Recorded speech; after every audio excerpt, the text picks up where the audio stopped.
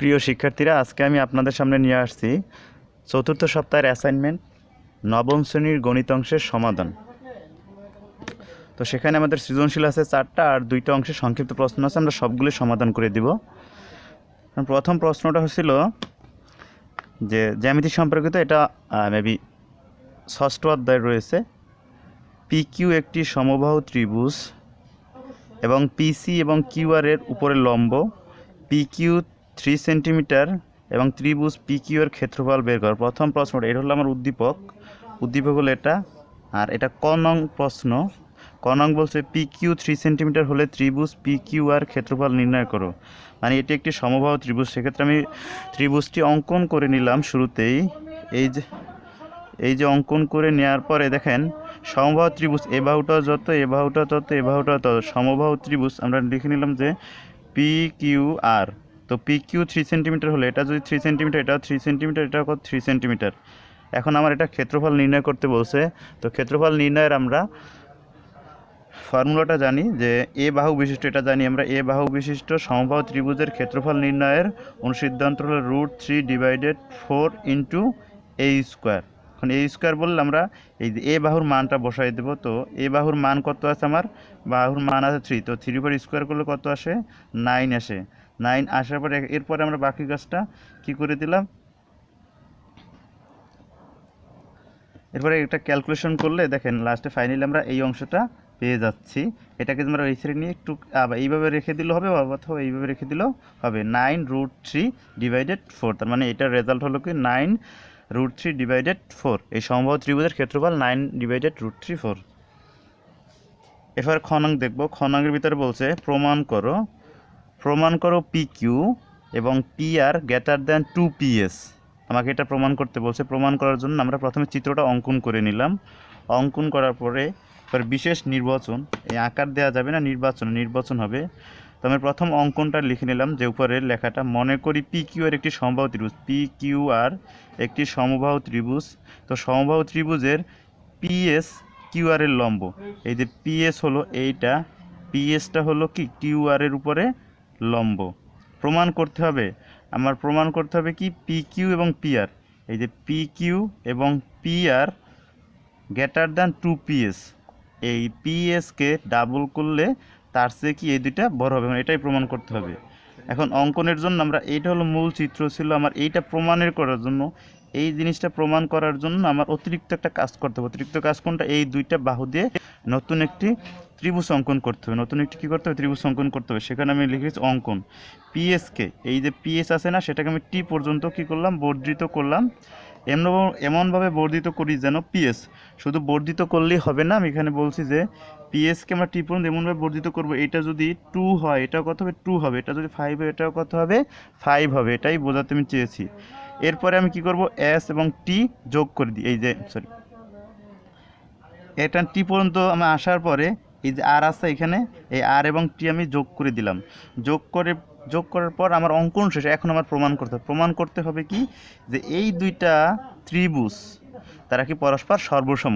এই সর্বসম যদি আমরা প্রমাণ করতে পারি, তাহলে আমরা এটা সমাধান করতে পারবো খুব সহজেই। এখন প্রমাণে আমি লিখলাম, এই কথাটা এতখানি না লিখে যদি সরাসরি এতটুকু লিখে নেন তাতেও হবে। আমি বোঝার স্বার্থে লিখে দিছি যে QS সমান RS। এর মানে হচ্ছে কোনো সমবাহু ত্রিভুজের শীর্ষবিন্দুদ্বয় থেকে বিপরীত বাহুর উপর লম্ব অঙ্কন করলে তার বিপরীত বাহুকে সমদ্বিখণ্ডিত করলে এখানে PS লম্ব QRকে সমদ্বিখণ্ডিত করেছে। এখানে মানে হচ্ছে কোনো সমবাহু ত্রিভুজের শীর্ষবিন্দুতে, কোনো সমবাহু ত্রিভুজ এর শীর্ষবিন্দু হতে বিপরীত বাহুর উপরে অঙ্কিত লম্ব কি করে, যেই বাহুর উপর লম্বটা অঙ্কন করছে সেই বাহুটাকে কি সমান দুইটা ভাগে ভাগ করে দেয়। আমি এখানে একটু রাফ দেখাচ্ছি। মনে করেন এই ত্রিভুজের শীর্ষবিন্দু কোনটা, এটার উপর দিয়ে যদি আমি বিপরীত বাহুর উপর একটা লম্ব অঙ্কন করি, লম্ব অঙ্কন করলে এই যে বাহুটা আছে না, তাকে কি সমান দুইটা ভাগে ভাগ করে দেয়। এই কথাটা আমি এখানে লিখছি। কারণ এটা আপনারা যদি না লিখে সরাসরি লিখতে পারেন যে এই লম্বটা অঙ্কন করার ফলে এই যে QR না সমান দুইটা ভাগে ভাগ হয়েছে, একটা হচ্ছে কি QS আর একটা হলো কি RS অথবা SR। এরপর আমরা বাকি অংশগুলো অপর পেজে দেখি। এখন দেখেন এইখানে চিত্রটা আমি অঙ্কন করছি, আপনাদের বারবার করতে হবে না, আমি যেহেতু নতুন একটা পেজে নিয়েছি এখানে বোঝার জন্য নতুন আবার একটা চিত্র অঙ্কন করে রাখছি, কিন্তু আপনাদের এই কাজটা করতে হবে না, আমি বোঝানোর স্বার্থে এই কাজটা করলাম। এখন আমার এই দুইটা অংশ যে সর্বসম এটা আমার প্রমাণ করতে হবে। এখন আমি কি লিখলাম, ত্রিভুজ পি কিউ এস, ত্রিভুজ কি পি কিউ এস, এর উপরে আমার কি আছে দেখেন এস টি আর, কয়টা ত্রিভুজ হয়েছে, এই একটা এইটা ত্রিভুজ পি কিউ এস, আর একটা ত্রিভুজ কি এস টি আর, এই ত্রিভুজ এবং এই ত্রিভুজ। তো এই ত্রিভুজ অনুযায়ী আমরা অঙ্কন অনুসারে জানি কি পিএস এবং এস টি সমান, এই যে পিএস এবং এস টি হলো কি সমান, কারণ আমরা সমান করে এই অংশটা বর্ধিত করছি। এরপরে কিউএস এবং আরএস মানে এই সমান, যদি পিএস যদি আমার সমান হয়, পিএস যদি আমার সমান হয়, তো আমরা কিউএসও কি এর সমান হতে পারে সে কথাটা আমি লিখছি, এবং এস আর এর কী হবে এস আর, এইটা সমান এইটা। আমরা কি কি সমান পেয়েছি দেখেন, এই বাহুটা সমান এই বাহুটা পেয়েছি, আবার কি পেয়েছি যে এই বাহুটা সমান এই বাহুটা পেয়েছি, তার মানে দুইটা ত্রিভুজের, একটা ত্রিভুজের দুইটা বাহু সমান সমান পেয়েছি, একটা ত্রিভুজের এই বাহু সমান এই বাহু, এই বাহু সমান এই বাহু। এখন যদি আমরা একটা কোণ সমান করতে পারি তাহলে আমরা কি সর্বসম কোণ প্রমাণ করতে পারবো। আমরা কিন্তু দুইটা বাহু অলরেডি সমান করে ফেলছি, যে এই ত্রিভুজ দুইটার ভিতরে এই বাহু এবং এই বাহু এবং এই বাহু এই বাহু তারা পরস্পর সমান। এখন আর একটা কোণ আমরা সমান করব। এখন দেখেন আমরা যে কিউএসপি এই কোণটা এবং টিএসপি এরা কিন্তু একটার বিপরীতে আরেকটা না, তো এইসব কোণকে আমরা যদি দুইটা পরস্পর লম্বচ্ছেদী সরলরেখা অঙ্কন করি, এখানে এই কোণের বিপরীত হলো এই কোণ, এই কোণের বিপরীত কোণ এই কোণ, তো এই কোণের বিপরীত যে কোণটা থাকে এটাকে বলা হয় তারা পরস্পর বিপ্রতীপ কোণ। আবার এই কোণের বিপরীতে যে কোণটা আছে এটা কি পরস্পর বিপ্রতীপ কোণ। এখন বিপ্রতীপ কোণের বিষয়টা হলো তারা এখানে যদি 45 ডিগ্রি হয়, এখানে কত ডিগ্রি হবে 45 ডিগ্রি হবে। তার মানে এখন আমরা দেখতে পেলাম যে এই কোণ এবং এই কোণ তারা কি হয়েছে বিপ্রতীপ কোণ। দ্যাট মিন্স আমি বলতেছি যে এই দুইটা ত্রিভুজের ভিতরে দুইটা বাহু এবং একটা কোণ সমান হয়েছে। তো ফাইনালি আমরা বলতে পারতেছি তাহলে এই ত্রিভুজ এইটা এবং এইটা দুইটা তারা কি সর্বসম। আমি লিখলাম অতএব ত্রিভুজ পি কিউ এস ত্রিভুজ এস টি আর সর্বসম সাইন দিয়ে আমি বুঝিয়েছি। এর পরবর্তী অংশ আমরা আর দেখি, দেখেন পি কিউ সমান টি আর, এই যে পি কিউ সমান কী হবে টি আর, এই বাহু এখন সিস্টেমিক্যালি আমার যখনই আমি সর্বসম প্রমাণ করতে পারলাম তখন আমরা বুঝতে পারতেছি যে এই বাহুটা এখন সিস্টেম অনুযায়ী সমান হয়ে গেছে, এই কারণে আমরা লিখে রাখছি পি কিউ সমান টি আর। পরবর্তী অংশ আমাদের ত্রিভুজ পিটিআর বলতে আমরা এখন এই সম্পূর্ণটাকে আমি ধরলাম, এই যে পিটিআর। তো পিটিআর সমান সমান আমরা কি লিখতে পারি, যে আমরা একটা বিষয় জানি, আমরা সপ্তম শ্রেণীতে কিন্তু কিছু জ্যামিতিক শিখে আসছি, সেখানে কি শিখছি, এটা সপ্তম শ্রেণীর কাজ, ত্রিভুজের যে কোনো দুই বাহুর যোগফল তৃতীয় বাহুর অপেক্ষায় বড় থাকে। একটা ত্রিভুজের যে কোনো দুইটা বাহু যদি আমরা যোগ করি, এই দুইটা বাহুর যোগফল এই বাহু অপেক্ষা সবসময় কি থাকবে, বড় থাকবে। পিথাগোরাসের উপপাদ্যে আমরা নিয়মটা শিখে আসছি। তো আমরা কী করবো এখন দেখেন, এই ত্রিভুজের পিআর, এই যে পিআর এবং আরটি এই দুটাকে যোগ করলে যোগফল গ্রেটার দেন এই টোটাল এই বাহুটার চেয়ে কী হবে, বড় হবে।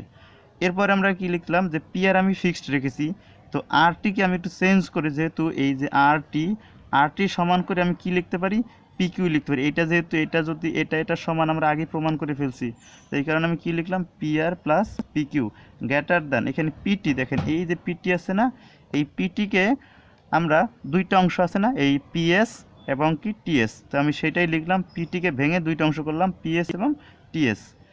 তো এরপর আমরা এইখানে যা আছে সেম রেখে দিলাম, পিএস রাখছি। এখন দেখেন এই টিএসকে কি আমরা পিএস লেখা যায় না, কারণ পিএস এর মান যা টিএস এর মান কি তাই হবে, তো সেখানে আমরা টিএসকে পরিবর্তন করে পিএস লিখে রাখলাম। এরপর এখানে যেটুকু আছে ততটুকু আমি রেখে দিলাম, কারণ পিএস প্লাস পিএস সমান সমান কী হবে 2PS। দ্যাটস আমার এটা হলো প্রমাণ করতে বলছিল যে আপনি প্রমাণ করবেন এটাই। তো এটা হলো আমরা ক্ষয়ের উত্তর। এখন আসছি আমরা ঘটা দেখি। ঘয়ে বলছে আমাকে প্রমাণ করো যে 4PS = 3PR। তা আমি সমাধানের জন্য প্রথম চিত্রটা অঙ্কন করলাম। এখন চিত্রটা যে এই যে আমার এই লেখাটা আমি এখানে লিখে দিলাম, যে মনে করি PQR একটি সমবাহু ত্রিভুজ, সমবাহু যার প্রতিটি বাহু সমান। তো আমি এখানে লিখে দিলাম যে PQ সমান QR সমান PR, সবগুলি সমান। তো PS QS এর উপর লম্ব, এই PS কিসের উপর লম্ব, পিএসটা লম্ব কিউএস এর, অথবা এখানে কিউএস না বলে আপনি যদি QR বলেন তাতেও হবে। QR আমি বললাম, QR এর উপরে লম্ব। আমার প্রমাণ করতে হবে কি এই বিষয়টা। এখন আমি প্রমাণটা একটু দেখাই যে আমরা কীভাবে এটা প্রমাণ করলাম। তো প্রমাণ আমার এই পিএস মধ্যমা হলে, পিএস কি, এই যে পিএস যদি আমার মধ্যমা হয়, পিএস মধ্যমা হওয়া মানে কি, যেটার উপর মধ্যম হয়েছে সেটাকে সমান দুই ভাগে ভাগ করতে হবে বা ভাগ হয়ে যায়। তো মধ্যমা যখন হইলো তখন আমার এটা এবং এটা সমান হয়েছে, তো সেই কারণে আমি লিখলাম কি কিউএস সমান এসআর। তো এসআরকে আমরা এখন এটাকে আমি আরও একভাবে ব্যাখ্যাটা দেখাইতে পারি। তো এই যে এসআর, এই এসআরটা কি, এই এসআরটা যদি আমরা একটু আরেকভাবে দেখাই যে half into QR, half into যদি কিউআর বলি তাতে আমরা বুঝি কি যে টোটাল এই বাহুটার অর্ধেক।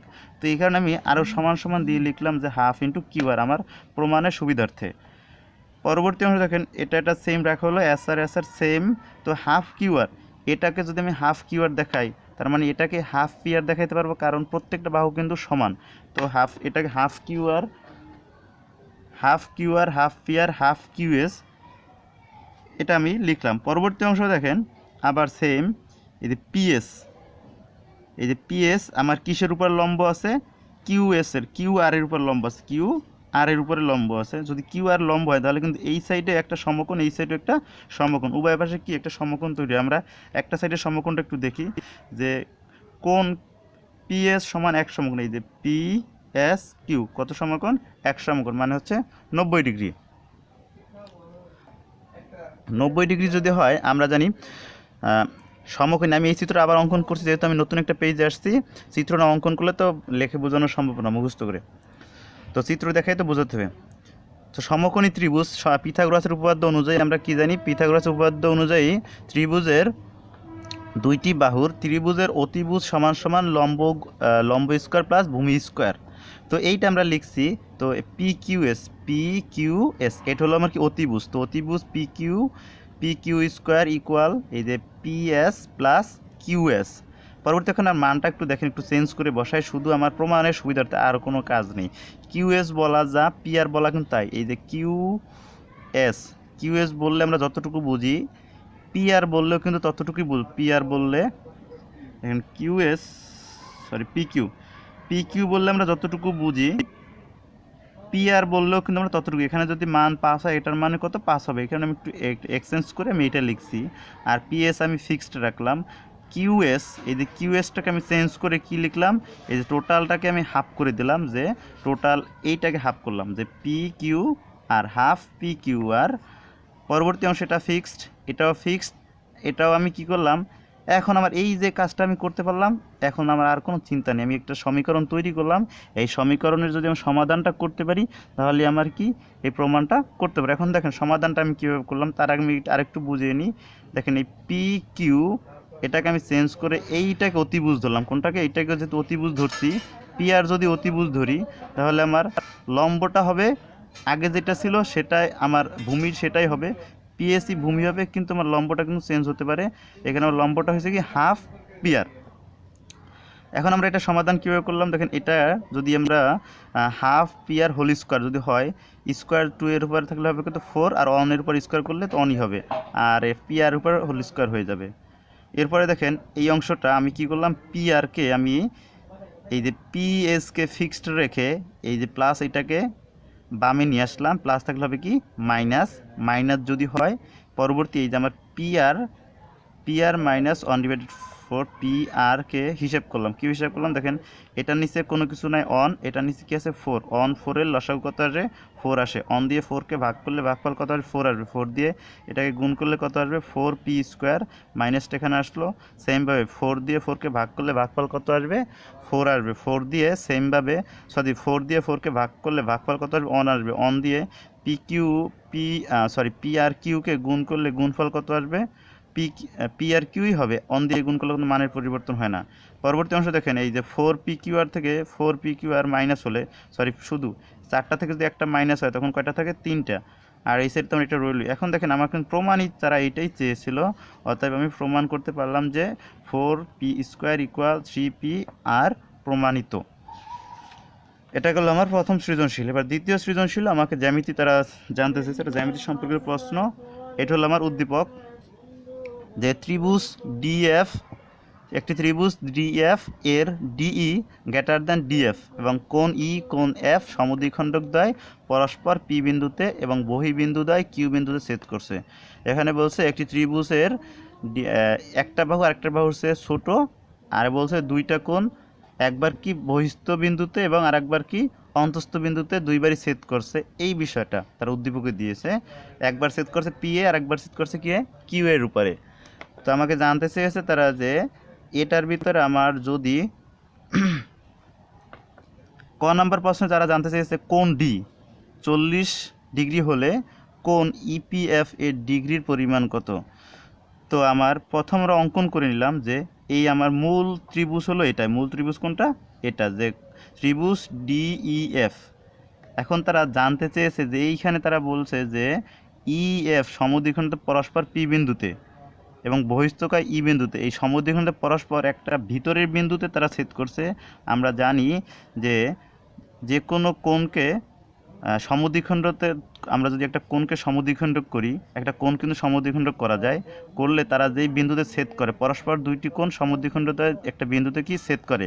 আর এটা ছেদ করলে তার আমি আরেকটু ক্লিয়ার করে বোঝাচ্ছি। দেখেন এই একটা ত্রিভুজ এর মনে করেন এখানে বলছে কোন কোণ, এই যে ই কোণ এবং এফ কোণ, এই দুইটা কোণ পরস্পর কী হবে সমদ্বিখণ্ডক হবে, মানে অর্ধেক করতে হবে।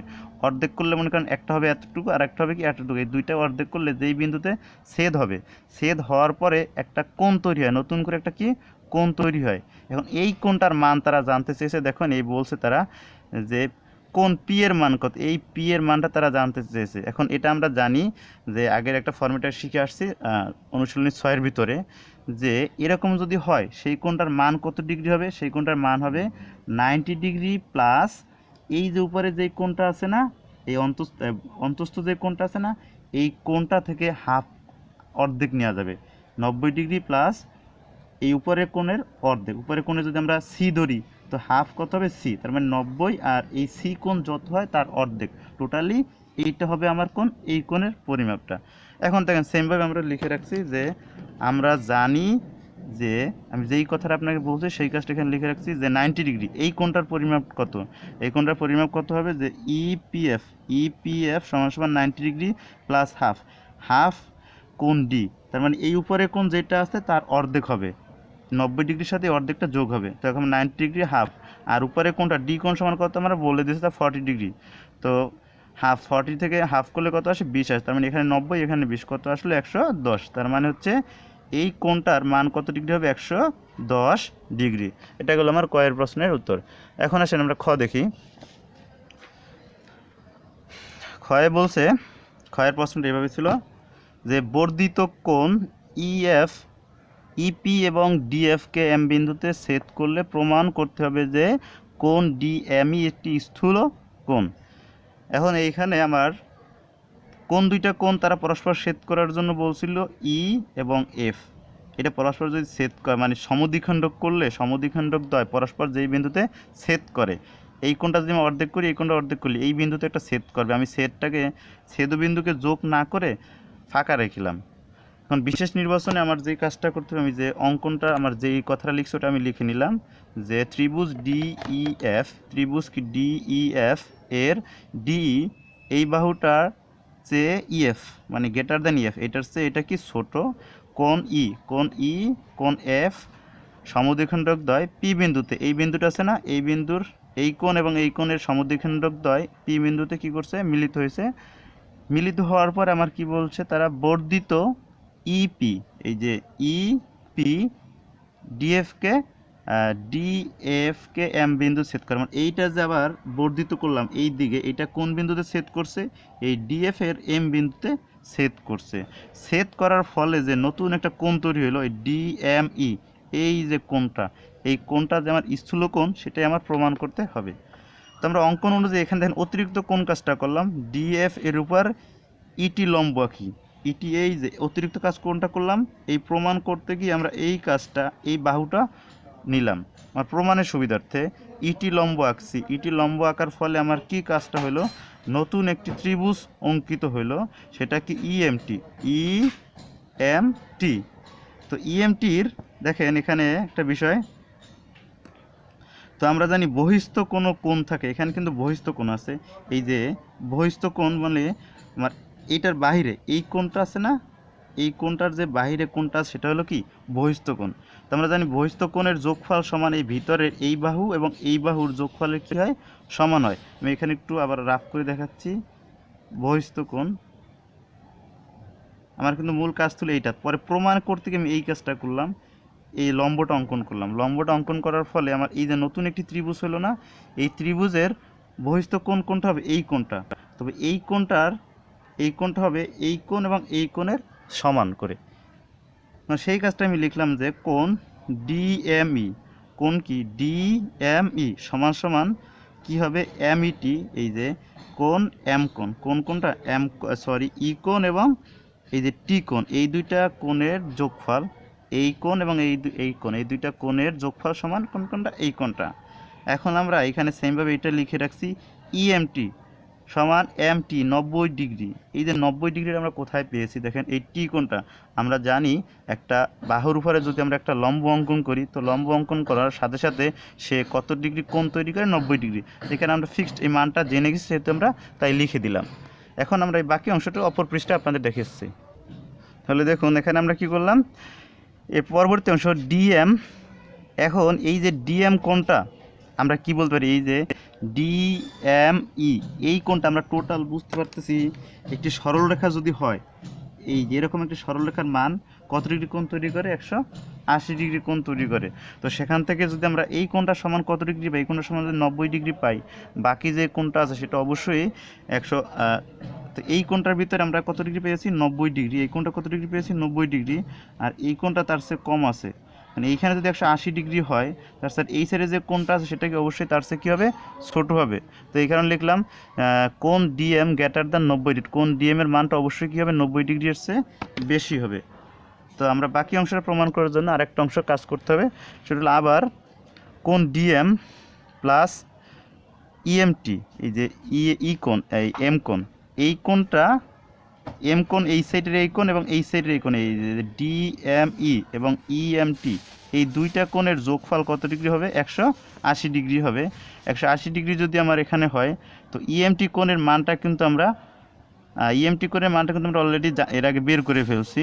তো এটাকে আমরা এক্সচেঞ্জ করে, সাইড চেঞ্জ করে যদি আমরা এই মানটাকে ওই সাইডে নিয়ে যাই, এই মানটাকে এই যে ইএমটি কোণটাকে আমরা এখানে আছে প্লাস আকারে, ওই সাইডে গেলে হবে কি সে মাইনাস যদি হয়ে যায়, তখন আমরা দেখেন এই যে ইএমটি কোণ আমরা কিন্তু ইতিপূর্বে দেখছি যে এই দুইটা কোণের মান কত, 180 ডিগ্রি। এখন এই দুইটা কোণের মান যদি 180 ডিগ্রি হয়, তাছাড়া এই কোণ কত, 90 ডিগ্রি। এই কোণ যদি 90 ডিগ্রি হয়, তো এই কোণটার মান অবশ্যই কত ডিগ্রি হবে, 90-এর চেয়ে কম হবে। 90-এর চেয়ে যদি কম হয়ে যায়, তখন আমরা যদি এখানে দেখেন 180 মাইনাস ইএমটি, তো 180 থেকে 90 ডিগ্রির কোণ যদি কম হয়ে যায়, তো হয়তো বা হতে পারে 90-এর চেয়ে 80 ডিগ্রি হতে পারে, এরকম হতে পারে। তো 80 ডিগ্রি যদি আমার কম হয়, তার মানে এই যে ফাইনালি আমরা এই যে ডিএমই কোণটা আমরা কি পাচ্ছি, যে 180 এর চেয়ে কী হবে, 180 এর চেয়ে কী হবে, ছোটো হবে, কিন্তু 90 এর চেয়ে কী হবে, বড় হবে। এটাই প্রমাণ করলাম যে আমরা এই যে ডিএমই কোণটা কত ডিগ্রি হবে, 180 ডিগ্রির চেয়ে ছোটো হবে। তো 180 ডিগ্রির চেয়ে ছোটো হলে সেটা, আর 90 ডিগ্রির চেয়ে বড় হলে সেই সব কোণকে বলা হয় কি, স্থূল কোণ। এটাই আমরা প্রমাণ করলাম এই ম্যাথের ভিতরে। পরবর্তী যে অংশটা আমার প্রমাণ করতে হবে সৃজনশীল ঘয়ের ভিতরে বলছে আমাকে প্রমাণ করার জন্য যে ইকিউএফ সমান 90 ডিগ্রি মাইনাস হাফ কোণ ডি। এটা বলছে আমার যে বিশেষ নির্বাচন আমি যেই কাজটা করছে তার আমরা লিখলাম যে কোণ ডিএফ এর ই কোণ এবং এফ কোণের বহিস্থ খণ্ডকদ্বয় কি বিন্দুতে ছেদ করছে। এই ই কোণ এর আগের ক্ষয়ের ভিতরে এই কোণ দুইটা অন্তঃস্থর ভিতরে ছেদ করছিল ভিতরে, এবার তারা কোথায়, এই কোণ দুইটার খণ্ডকদ্বয় কোথায়, বহিস্থ কিউ বিন্দুতে ছেদ করছে। এখন আমার প্রমাণ করতে হবে যে বহিস্থ কিউ বিন্দুতে ছেদ করলে আমাদের যে কোণটা হবে, এই কিউ কোণটার মানটা কত ডিগ্রি হবে, মানটা এই যে 90 ডিগ্রি মাইনাস হাফ ডি কোণের চেয়ে, এই কোণটার চেয়ে কী হবে, অর্ধেক মাইনাস হবে। আমরা জানি যদি ভিতরে কোণ তৈরি হয়, ভিতরে কোণ তৈরি হলে এই কোণের অর্ধেক প্লাস হয়, এবং বাহিরে কোণ তৈরি হলে এই কোণটার সাথে এই কোণ থেকে এইটার কি অর্ধেক মাইনাস হয়। ভিতরে হলে প্লাস অর্ধেক আর বাইরে হলে কি মাইনাস হয়, এতটুকু। কিন্তু এই জিনিসটা আমার কী করতে হবে, প্রমাণ করতে হবে। এখন প্রমাণে গিয়ে আমরা দেখেন কী কাজটা করলাম, হ্যাঁ, ত্রিভুজ ডিএফএ, এই যে ত্রিভুজ ডিএফএ, তো এই ত্রিভুজের 3টা কোণ আমরা জানি, ত্রিভুজের 3 কোণের সমষ্টি কত 180 ডিগ্রি। এখন ত্রিভুজ ডিএফ এর বহিস্থ কোণ, ডিএফ এর বহিস্থ কোণ কোনটা হয়েছে ডিইএফ, ডিইএফ এর বহিস্থ কোণ এফইএম, যে এফ এফ ইএম, এই যে বহিস্থ একটা কোণ তৈরি হলো, এই কোণটা বহিস্থ যে কোণটা তৈরি হলো, এই কোণটা এই কোণ এবং এই কোণের যোগফলের সমষ্টি। এখানে আমরা লিখলাম কোণ ডি কোণ, কোণ এফ কোণ। আমরা জানি বহিস্থ কোণ অন্তস্থ কোণের যে কোনো 2 কোণের সমান হয়, তো এটা আমরা আগে থেকে জানি। তো এটা হলো আমার প্রথম অংশ। পরবর্তী অংশ আমি নতুন পেজে দেখা। তো এখানে দেখেন পরবর্তী আমার এই যে কোণটা হলে, এই যে এখানে কিন্তু এই কোণটা আমি যে অর্ধেক করি, এই অর্ধেক করলে কোণটা আসে এফ, এই 2টা কোণ আমরা কি করব অর্ধেক করব। অর্ধেক করলে যেই মানটা আসে, এখানে যদি অর্ধেক হয় এখানে কি অর্ধেক অর্ধেক হয়ে যাবে, এই কোণের কি হবে অর্ধেক হবে। তো এফ কিউ ই, এই কোণটা অর্ধেক, মানে এটা যদি সম্পূর্ণ হয় তার মানে এইটা হলো অর্ধেক না, এটা যদি অর্ধেক হয় এখানে আমি লিখছি এফ ই কিউ, এই এতটুকু কোণ আমার বের করতে হবে। এতটুকু যদি বের করতে চাই তাহলে এখান থেকে অর্ধেক নিব, এখান থেকে অর্ধেক নিব, তার মানে এই ডি এর অর্ধেক, ডি এর হাফ এবং ই এর হাফ, এটা আমরা 2 নং সমীকরণ দিলাম। এটাকে আমরা কি করলাম 2 নং সমীকরণ দিলাম। পর একইভাবে আমার এই অংশটা যেভাবে রেজাল্টটা বের করছি না, এই অংশটা সেইভাবেই আমরা রেজাল্ট বের করে 3 নং সমীকরণ দিলাম। এখন আমরা এই 2 এবং 3 যোগ করে দিলাম। 2 3 যোগ করে দিলে দেখেন কত আসছে, এফ ই এফ কিউ হতে পাই, ই এফ কিউ হতে আমরা কি পাই, এই 2 নং সমীকরণ এবং 3 নং সমীকরণ আমরা যোগ করে কি পেয়েছি দেখেন, এই কোণটা এবং এই কোণ, এই 2টা কোণ যোগ করে টোটালি আমরা কি পাচ্ছি 180 ডিগ্রি। তাই এই যে 3টা কোণ আছে না, এই 3টা কোণের যোগফল কত ডিগ্রি আসছে 180 ডিগ্রি। তার মানে এইটা এবং এইটা, এইটা এবং এইটা, এই যে আলাদা আলাদা আমরা সমান সমান দিয়ে আলাদা আলাদা অংশে যোগ করছি। এখন দেখেন এফ কি এইটা, আর F E F Q, EF Q সমান আমরা মানটা কত বের করছিলাম, এইটা বের করছিলাম না, এই মানটা এখানে বসিয়েছি। সেমভাবে ই এফ কিউ এর মানটা করতে পেয়েছি আমরা, এই মানটা পেয়েছি, এই মানটা এখানে আমরা বসিয়েছি।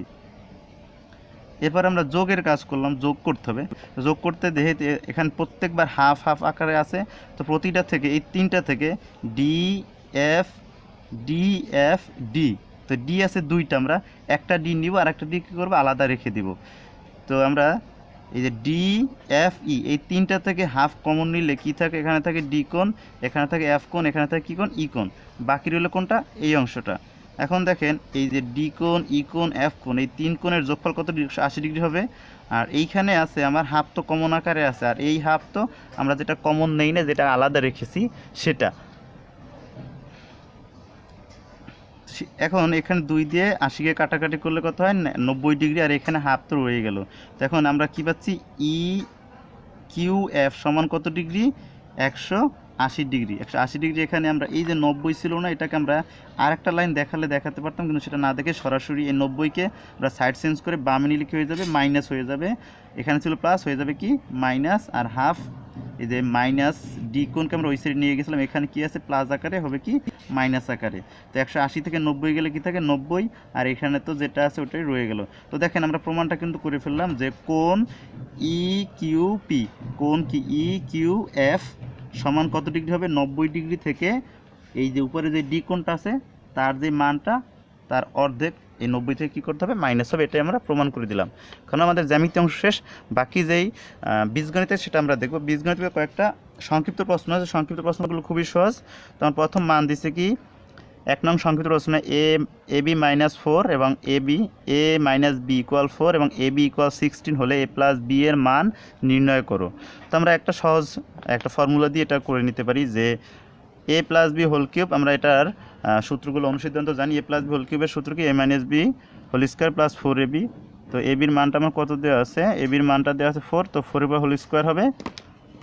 আর এখানে এ বির মান কত দেওয়া আছে আমার 16 দেওয়া আছে, তো 16 বসালাম, 4 হোল স্কোয়ার করলে কত আসে 16, আর 4 × 6কে গুণ করলে কত আসে 64 আসে।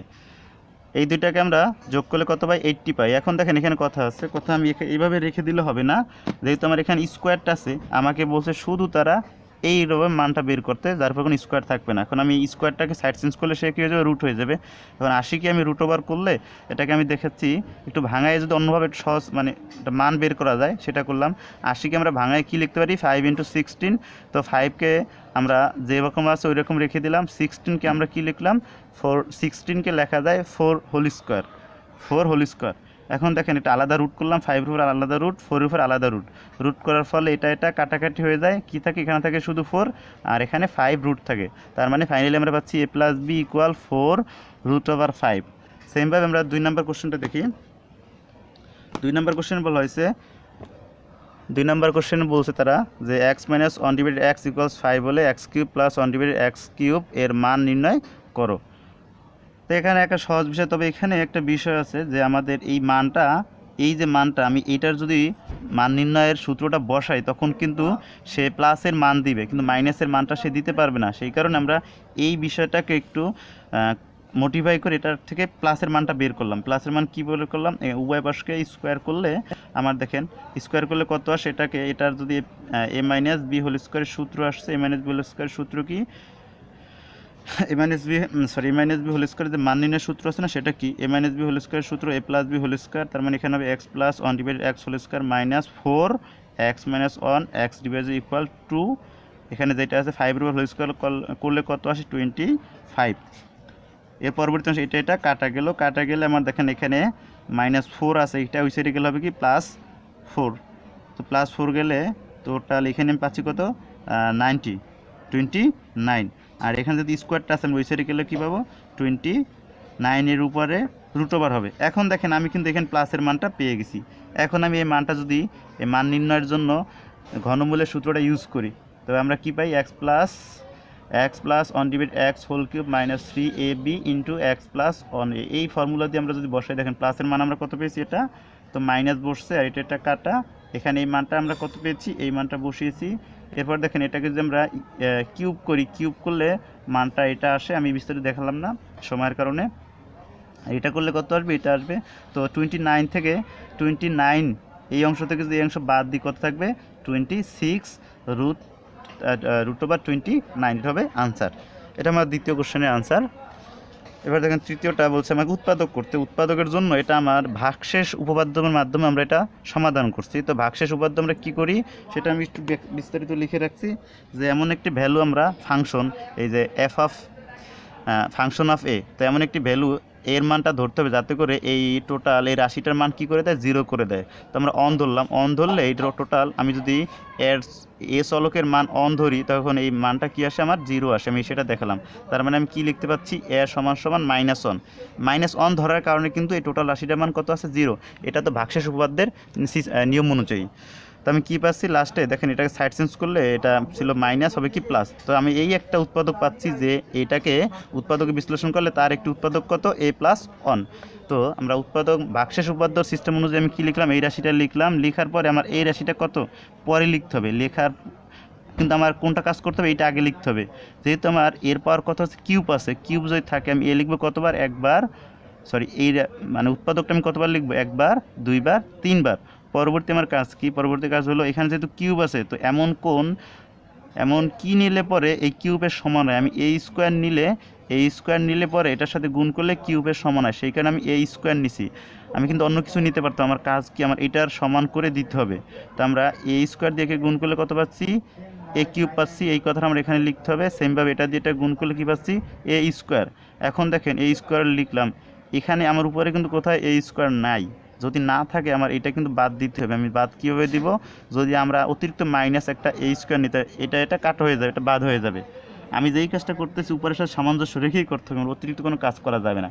এখন দেখেন আবার এই যে আমার একটা বিষয় হলো না, এই বিষয়টাকে আমি কিভাবে সমান করতে পারি, এর সাথে কত গুণ করলে।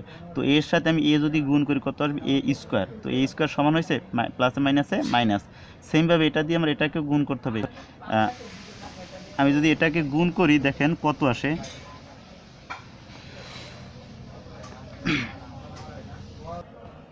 দেখেন এটার সাথে এটা গুণ করলে কত আসছে, আমার a দ্বারা অনকে গুণ করলে কত আসবে, -a। এখানে শুধু 20 হবে না, শুধু কি হবে, -a হবে।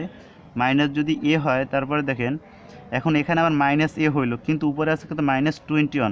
তো এটা সমান করতে হলে আমার কি করতে হবে, অতিরিক্ত একটা আমার বিষয় অ্যাড করতে হবে। সেটা কত নিতে হবে, আমি যদি এখানে 20 নিই, 220 নিই, তখন কিন্তু এখানে -20 আর এখানে শুধু একটা এ, তো -a এবং -20, তখন কত হবে -21 তো এটা কিন্তু সমান হয়ে গেল, এই দুইটা রাশি মিলে এটা সমান হয়ে গেল। আমি এটা একটু কাটাকাটি হয়ে গেছে, এটা লিখতে হবে আপনার -a, আর পরবর্তী আমি অ্যাড করলাম কত, পরবর্তীতে গিয়ে অ্যাড করছি 20a,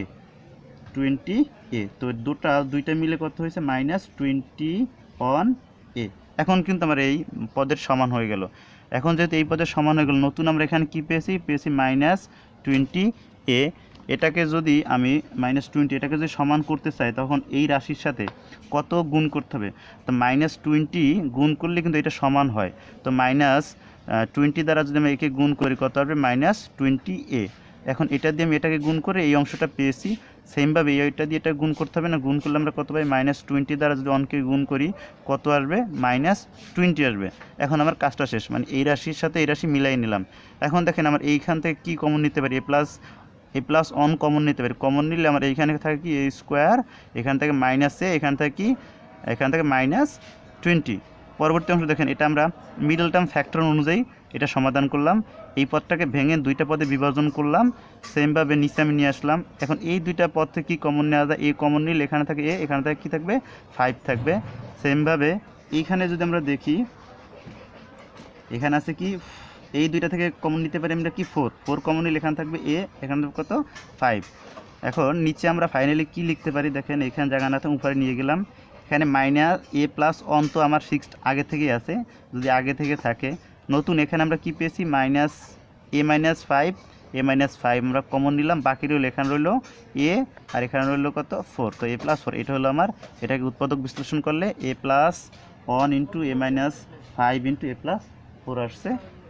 তো 4 নাম্বার ম্যাথটা দেখি আমরা। 4 নাম্বার ভিতর বলা হয়েছে যে x টাকায় x% সরল মুনাফা, x টাকার x% সরল মুনাফায় 4 বছরে মুনাফা x টাকা হলে x এর মান কত। এখানে আমাকে একটা মানে ভ্যালু দিয়ে দিয়েছে, শুধু বছরটা দিয়ে দিয়েছে, আর কোনটা বলে নাই, কিন্তু সবগুলো x এর মাধ্যমে তারা প্রকাশ করছে। কিন্তু আমাকে এখানে বলছে তারা x এর মানটা বের করার জন্য। তো আমরা এটা খুবই সহজ বিষয় জানি। সরল মুনাফা বের করার সূত্রটা হলো কি, যে আমরা আগে লিখে নিলাম যে মূলধন কত x টাকা আছে এবং মুনাফার হার কত এটা আছে, এতে x%কে আমরা সাধারণ ভগ্নাংশে নিয়ে নিব, নাহলে আমরা এটা সমাধান করতে পারবো, ক্যালকুলেশন গিয়ে সমস্যা হবে। এটা নিলে এরকম হয়, সময় কত আমার 4 বছর, মুনাফা i = x বছর। তা আমাকে জানতে বলছে এই যে x এর মানটা যদি আমরা বের করতে পারি তাহলে আমার সমাধান শেষ। তা আমরা কি জানি i = PRN। এখন i এর মানটা আমরা এখানে রাখলাম। তো এখন x এর p সমান কত, p এর মান দেওয়া আছে x, এবং r এর মানটা আমার কত দেওয়া আছে, r এর মানটা আছে x/100। তো আমরা x/100 এখানে লিখলাম। n এর মান দেওয়া আছে কত 4, মানে 4 বছর। আর এইখানে দেখেন, এখন i সমান আমরা কত পেয়েছি, i সমান আমরা এইটা পেয়েছি যে মুনাফা সমান এত %। এখন আমাকে এইখানে কিন্তু তারা এই x এর মানটা বের করতে বলছে। তো এখানে শর্ত মতে তারা আবার আমাকে বলে দিয়েছে মুনাফা সমান কত x টাকা, মুনাফা সমান কত x টাকা। তো শর্ত মতে আমি লিখলাম x = x²/25। এখন আমরা যে আর গুণ করি, এখানে এটা গুণ করলে কত আসবে, দেখেন এটা গুণ করলে এখানে গুণ করলে x² = 25x। এরপর আমরা যদি উভয় পক্ষকে, এইটাকে এবং এইটাকে উভয় পক্ষকে -x দ্বারা ভাগ করলে এখানে x এ কাটা, এখানে দুইটা x থেকে একটা x চলে গেলে কয়টা থাকে, একটা x। তো আমরা ফাইনালি পাচ্ছি যে x = কত আসছে 25 আসছে। তো আমরা সর্বশেষ সংক্ষিপ্ত প্রশ্ন সেটা হলো, এটার ভিতরে লেখা আছে যে 1/p = √5 - 2 হলে p² এর মান কত। তো এটা আমরা প্রথম কাজ কি করলাম, ব্যস্তকরণ করলাম। ব্যস্তকরণ মানে কি, আমরা একটা ভগ্নাংশের হরকে লবে, লবকে হরে নিয়ে যাব, আর কোনো কাজ নেই। এখানে p ছিল হরে, নিয়ে আসলাম লবে, আর এখানে এটার নিচে ছিল 1, এটাকে ব্যস্তকরণ করলে 1 যাবে উপরে আর এটা আসবে কোথায়, নিচে।